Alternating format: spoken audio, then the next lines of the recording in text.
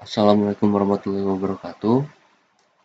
Di sini saya akan mensimulasikan proyek website untuk kebutuhan tugas akhir saya yang berjudul Sistem Pakar Audit Kelayakan Instalasi Listrik Bangunan menggunakan metode forward chaining pada PT PLN Bandung.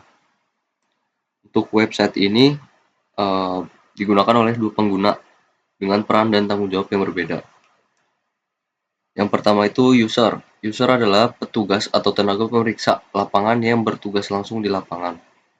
Perannya itu untuk melakukan pemeriksaan instalasi listrik di lokasi bangunan yang menjadi objek audit. Terus mengisi laporan pemeriksaan secara digital, meliputi data objek bangunan, melalui checklist parameter instalasi atau fakta yang ada di lapangan, dan dokumentasi foto, bukti atau fisik. Mengirim laporan ke sistem untuk selanjutnya bakal diproses oleh admin atau auditor. Memantau riwayat laporan yang sudah diisi atau sudah pernah dilakukan melalui dashboard, dan juga mengakses basis pengetahuan untuk menjadi referensi atau acuan standar PUIL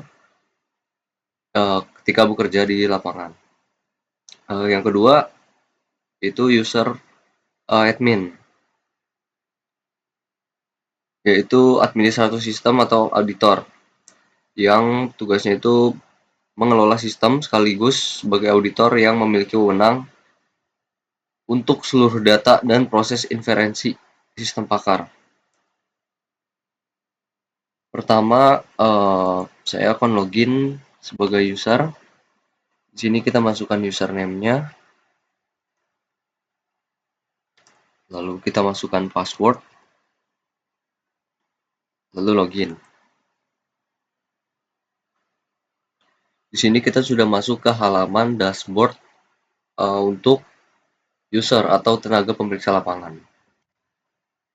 Di dashboard ini kita bisa lihat ada kata sapaan untuk tenaga pekerja ya.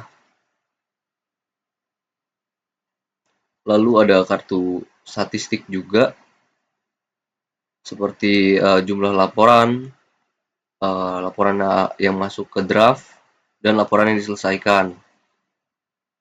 Lalu ada laporan yang sudah berhasil dieksekusi atau sudah dijalankan inferensi oleh auditor dengan kategori layak operasi dan tidak layak operasi. Lalu di sini juga ada riwayat dari laporan yang sudah dieksekusi oleh auditor.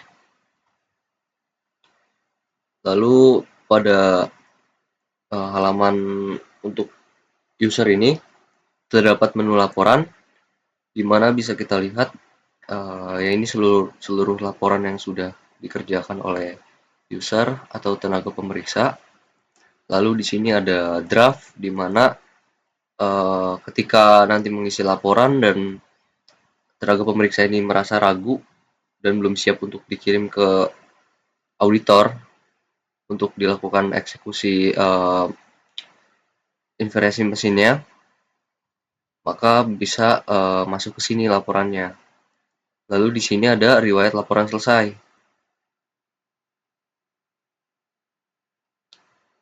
Lalu ada menu pemeriksaan lapangan. Nah, ini menu utama yang sangat berpengaruh untuk peran pemeriksa lapangan ini. Di sini sudah ada panduan lengkap untuk pengisian. Kita bisa mulai isi pemeriksaan baru. Di sini saya akan coba untuk buat dua data laporan. Yang pertama itu dengan ya kondisi pemeriksaan laporannya sesuai ya. Dan satu lagi itu laporan pemeriksaan yang mungkin terjadi ketidaksesuaian di lapangan dengan fakta-fakta yang ada atau yang ada menjadi acuan dari basis pengetahuan. Kita akan mulai dulu untuk yang pertama. Di sini saya akan mengisi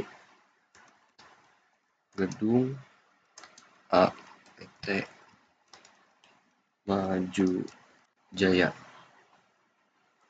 Untuk lokasi,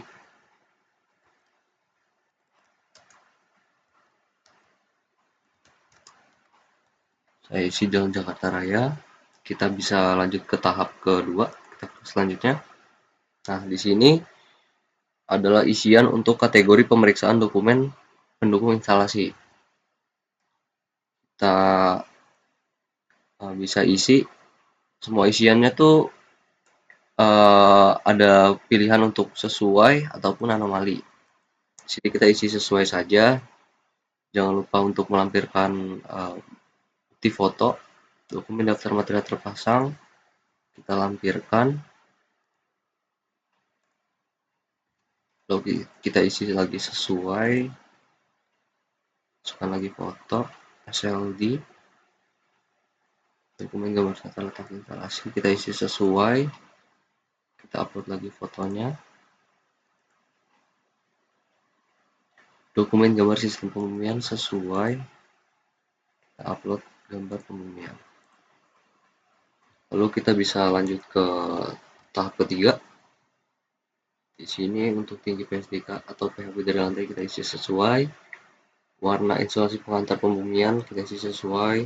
Warna insulasi pengantar netral kita isi sesuai.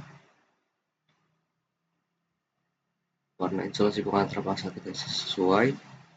Kerapian dengan sambungan kita isi sesuai. Kita isi sesuai semua karena kita akan membuat 2 laporan ya dengan hasil yang berbeda. Oh ya, di sini juga diberikan detail kondisi harapan di mana tenaga pemeriksa bisa mengecek atau ya bukti fisiknya tuh bisa dilihat berdasarkan kondisi harapan ini. Jadi untuk mengisi sesuai atau anomali, mereka bisa mengacu pada kondisi harapan. Lalu di tahap keempat untuk kategori pemeriksaan pembumian atau grounding, kita isi juga sesuai. Untuk pemeriksaan penghantar atau kabel perkabatan kita isi sesuai juga. Pemeriksaan kontak-kontak atau stop kontak kita isi juga sesuai di tahap 6 ini. Di tahap 7 masuk ke kategori pemeriksaan saklar listrik. Kita isi sesuai. Lanjut kita masuk ke tahap 8, pemeriksaan fitting lampu.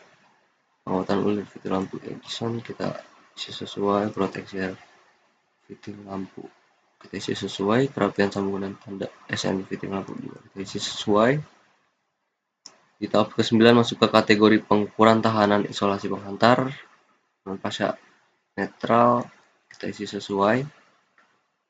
Kondisi harapan di sini lebih dari sama dengan 0,5 mega ohm.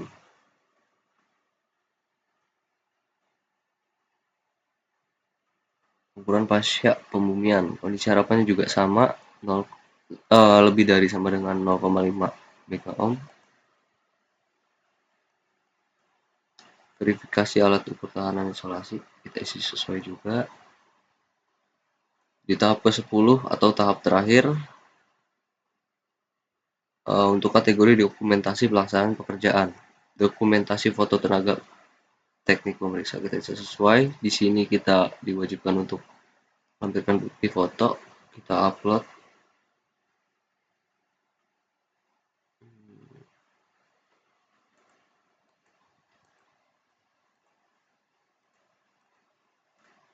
Dokumentasi foto alat ukur atau meger atau kita isi sesuai, kita upload lagi.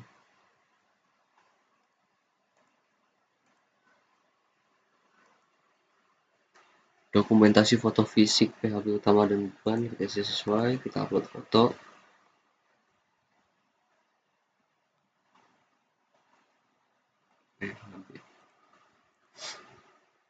Kesesuaian gambar desain terpasang kita isi sesuai. Kita upload lagi fotonya. Nah, di sini yang saya bilang tadi, jika tenaga pemeriksa atau user merasa masih belum yakin dengan isiannya, maka diberikan opsi untuk menyimpan sebagai draft dan nanti akan masuk ke laporan. Di sini saya akan langsung kunci dan kirim ke auditor. Konfirmasi pengiriman, apakah Anda yakin semua data sudah benar? Laporan yang dikunci akan dikirim ke auditor dan tidak dapat diubah kembali. Ya, kita kunci dan kirim. Oke, di sini kita lihat untuk gedung A PT Maju Jaya sudah berhasil diproses dan statusnya masih dalam proses karena menunggu nanti auditor yang melakukan eksekusi untuk mendapatkan status laik atau tidaknya. Yang kedua, kita akan coba bikin laporan lagi. Gedung B PT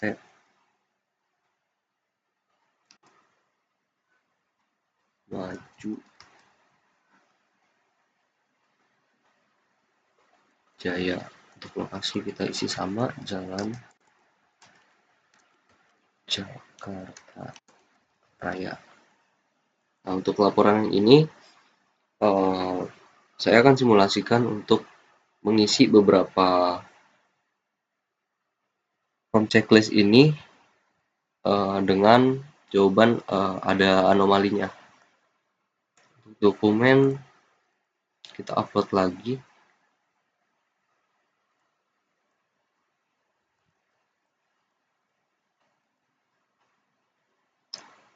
Dokumen diagram satu garis atau SLD kita upload.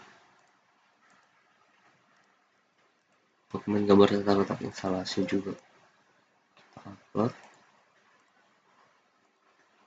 Dokumen gambar sistem pembumian juga kita upload. Oke, selanjutnya di tahap ketiga, karena tidak ada untuk mengupload bukti foto, jadi di sini saya akan coba untuk isi terdapat anomali sesuai anomali sesuai. Nah, untuk kategori grounding di sini saya akan isi sesuai.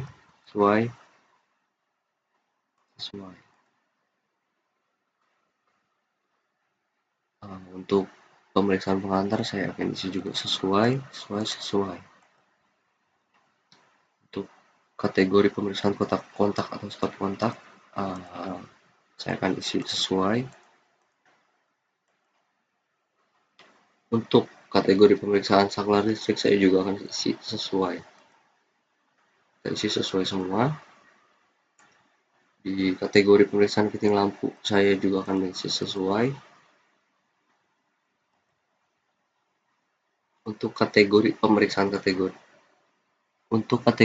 pemeriksaan pengukuran tahanan isolasi penghantar, di sini saya akan coba isi anomali dan dokumentasi foto tenaga pemirsa kita akan isi sesuai, lalu kita upload fotonya, foto alat ukur.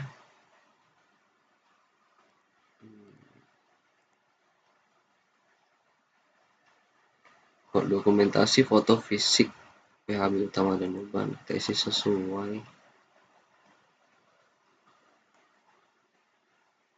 PHB. Lalu kesesuaian gambar desain terpasang kita isi sesuai juga. Nah, untuk di sini saya juga akan langsung kunci laporannya. Oke, untuk laporan kedua dengan isian ada anomalinya sudah berhasil masuk dengan status dalam proses. Di sini kita bisa lihat ini untuk laporan pertama. Kita bisa lihat isiannya. Kita bisa lihat juga foto buktinya secara langsung. Nah, di sini terdapat detail dari profil pemeriksa atau tenaga pemeriksanya dan statusnya masih menunggu inferensi, menunggu eksekusi dari auditor. Lalu setelah itu kita masuk ke basis pengetahuan. Di sini terdapat data fakta, anomali atau masalah, dan rekomendasi solusi yang menjadi acuan dari tenaga pemeriksa untuk memeriksa bukti fisik bangunan atau komponen-komponen listrik lainnya yang untuk diuji.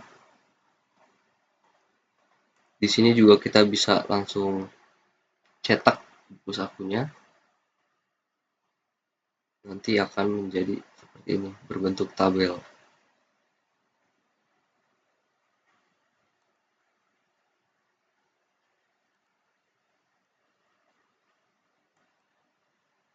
Lalu user juga bisa mengubah profil tentunya, mengupload foto profil, mengganti nama lengkap dan username, tentu juga mengganti password. Jika sudah, tinggal diklik simpan. Di sini saya tidak akan mengubah profil.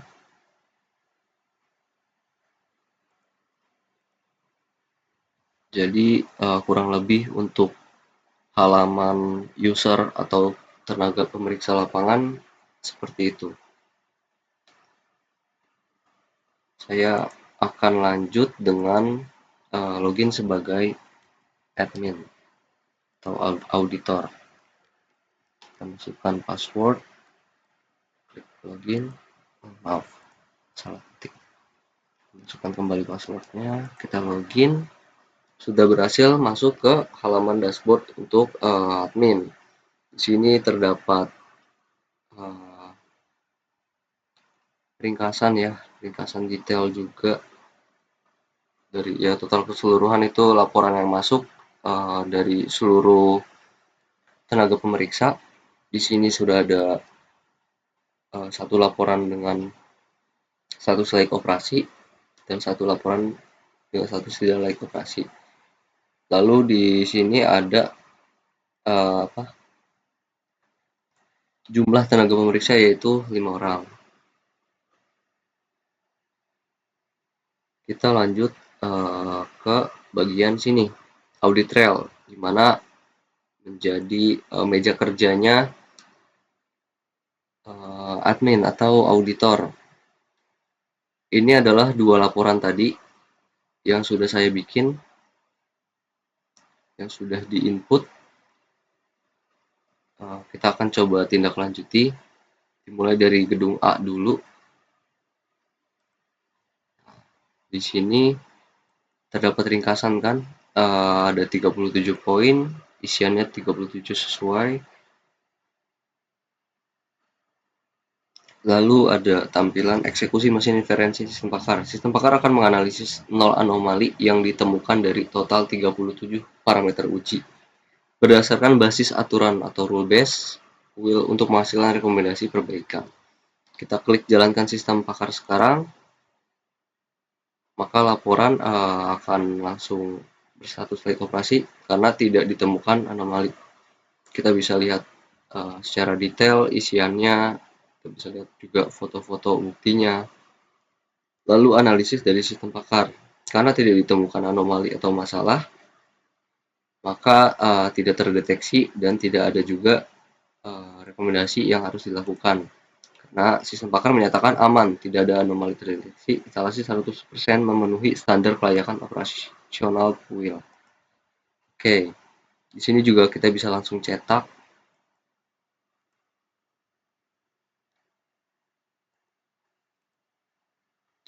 Karena sudah berhasil masuk, maka laporannya hilang. Kita akan coba gedung B, di mana kita mengisi ada 5 anomali tadi ya. Kita langsung jalankan saja. Sudah dapat hasilnya bahwa laporan ini tidak layak operasi. Bisa dilihat di sini di fakta kelima untuk tinggi PSDK atau PHB dari lantai ditemukan anomali. Secara detail kita bisa lihat isiannya. Dan yang paling penting di bagian analisis sistem pakar ditampilkan hasil kesimpulan menampilkan 4 masalah terdeteksi.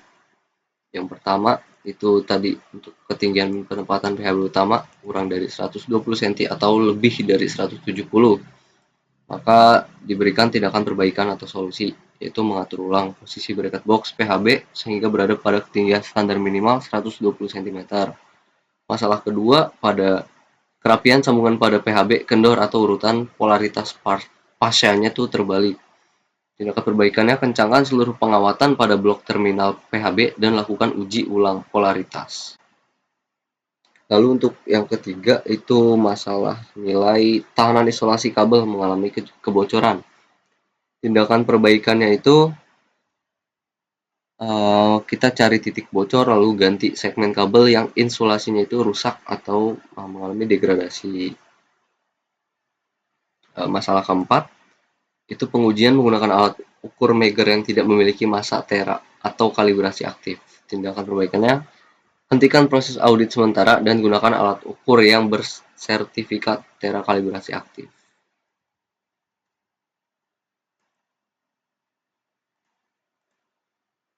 Jadi untuk menu atau fitur audit trail meja kerja untuk auditor atau admin ini kurang lebih seperti itu untuk menjalankan mesin inferensinya atau ya, sistem pakarnya.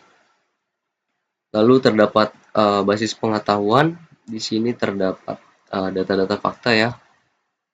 Bisa kita lihat totalnya ada 37. Saya akan coba untuk menambah fakta baru. Coba tambah. Di sini kode faktanya kita isi fakta ke 38. Untuk kategorinya saya akan masukkan ke dalam ini aja. Kita bikin kategori baru, konduktor dan kabel. Nah, parameter ujinya itu kondisi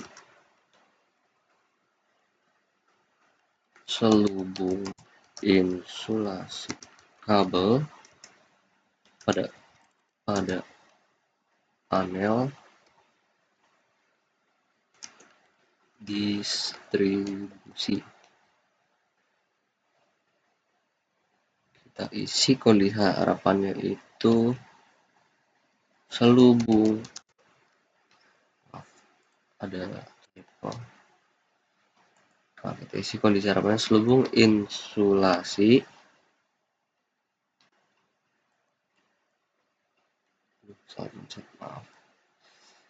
kita isi masih tersimpan ya, walaupun terjadi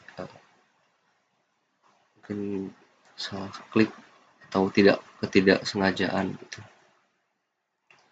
Kita isi lagi di sini kondisi harapan selubung insulasi kabel dalam kondisi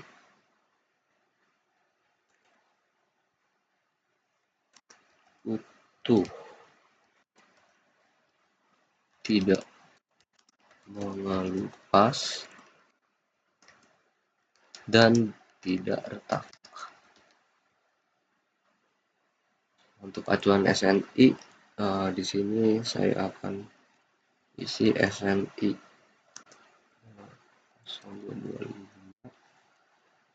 2020 sub ayatnya itu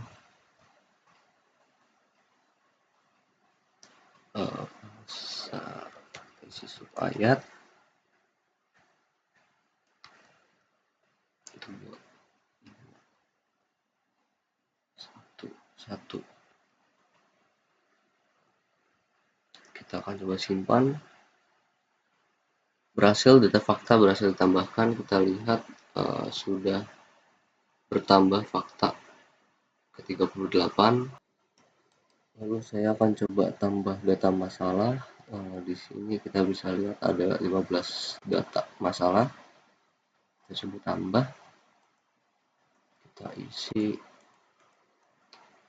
kodenya 16. Deskripsinya kita tulis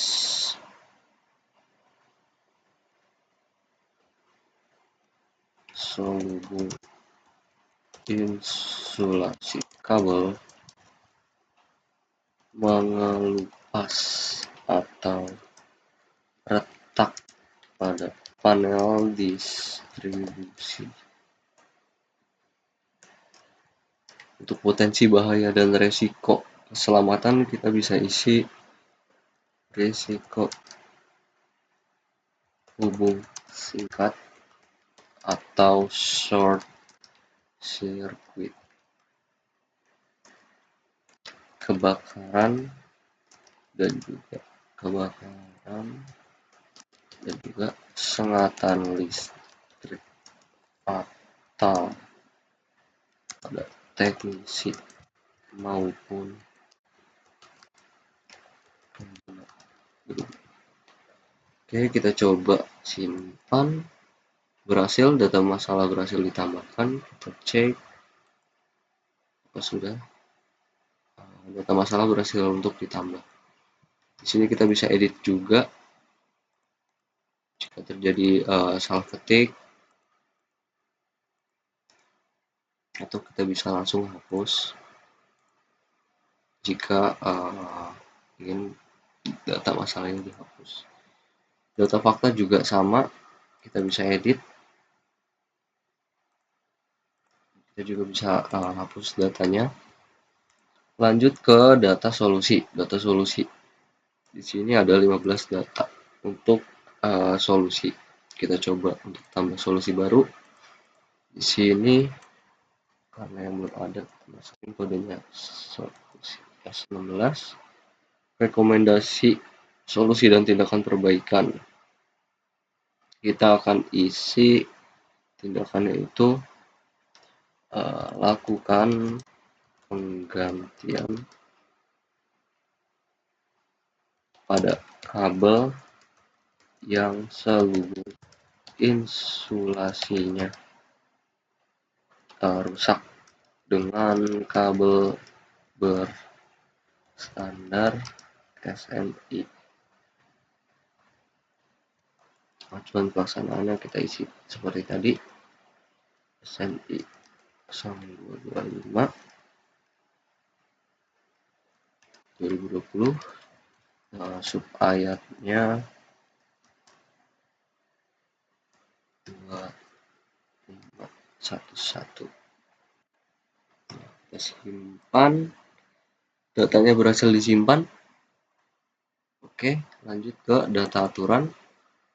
Di sini kita akan coba hubungkan ya tadi dari data fakta, masalah, solusi yang baru kita bikin. Kita tambah aturan baru.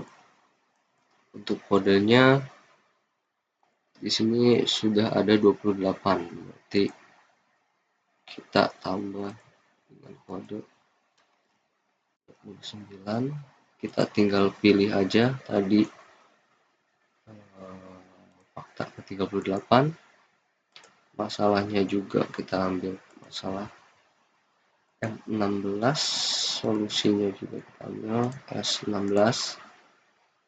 Untuk logika diagnostik sistem pakar kita isi jika kondisi selubung insulasi kabel pada panel distribusi ditemukan anomali, maka terindikasi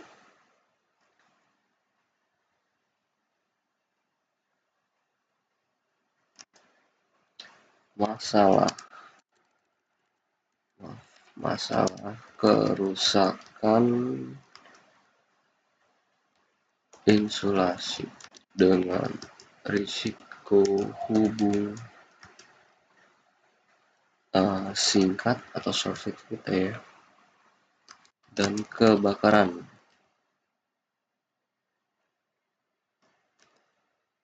Sehingga direkomendasikan penggantian kabel berstandar SNI. Kita simpan, datanya berhasil tersimpan. Kita lihat sudah bertambah. Oke, di sini kita akan coba lanjut ke riwayat pemeriksaan. Menurut riwayat pemeriksaan di sini yang tertampil adalah laporan-laporan yang baru saja dieksekusi tadi melalui audit trail. Laporan yang akan muncul di riwayat pemeriksaan. Lalu di bagian sini ada fitur laporan, di mana terdapat laporan hasil pemeriksaan, laporan saksi kelayakan dengan keseluruhan laporan, laporan dengan status layak operasi dan tidak layak operasi. Di sini juga ada untuk tren anomali, yaitu masalah yang timbul dari seluruh laporan tadi, paling banyak apa. Kita bisa lihat ada 2, ada PHB, ada total kasusnya ada 2. Di sini ada laporan kinerja pemeriksa, di mana isinya itu tentang identitas detail dari pengguna atau user. Di sini kita bisa lihat ada nama, total sesi uji. Karena tadi saya mencoba ya pakai akun yang Zidan ini, bisa kita lihat ada 4 sesi sudah dilakukan. Di sini laporan yang sudah dikerjakan tadi ada 2. Dari 4 ini yang menghasilkan layak operasi 2, tidak layak operasi 2. Status kinerja ini dari user atau tenaga pemeriksanya aktif, sisanya belum ada tugas karena belum saya coba untuk menggunakan akunnya. Di sini kita bisa lihat manajemen pengguna. Di sini juga lengkap, ada auditor juga, ada pemeriksa lapangan juga. Kita bisa edit role-nya. Misalnya Anissa Rahma. Kita bisa ganti namanya, username, password, dan role. Di sini saya tidak pilih untuk mengganti. Mungkin saya coba untuk ganti punya Reza. Saya ganti role-nya dari pemeriksa lapangan. Reza berganti role menjadi pemeriksa lapangan. Saya akan coba kembalikan lagi.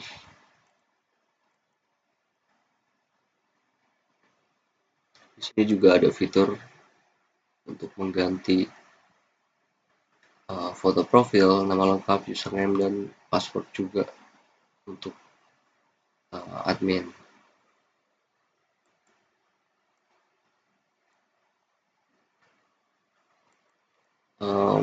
Saya akan coba di sini masuk ke menu laporan untuk mencetak laporannya.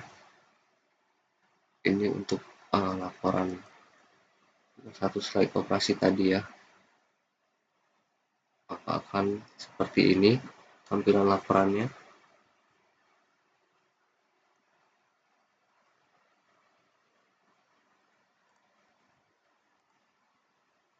Untuk statistik kelayakan keseluruhan kita bisa cetak. Di sini bisa kita lihat karena tadi laporannya ada 4, yang bersatu layak operasi itu ada 2 dan tidak layak ada 2. Maka di sini akan tercetak. Kita juga bisa pilih misalnya yang layak operasi saja. Kita cetak, maka di sini akan tampil jumlah datanya itu ada 2, jumlah layak operasinya ada 2. Begitu juga untuk laporan dengan status tidak layak operasi. Ketika kita cetak, di sini jumlah datanya ada 2 instalasi, yang tidak layak juga ada 2. Lanjut ke tren anomali, di sini kita bisa cetak.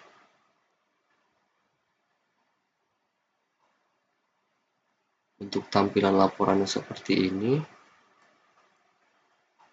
Lalu untuk kinerja pemeriksa juga kita bisa cetak. Tampilannya akan seperti ini.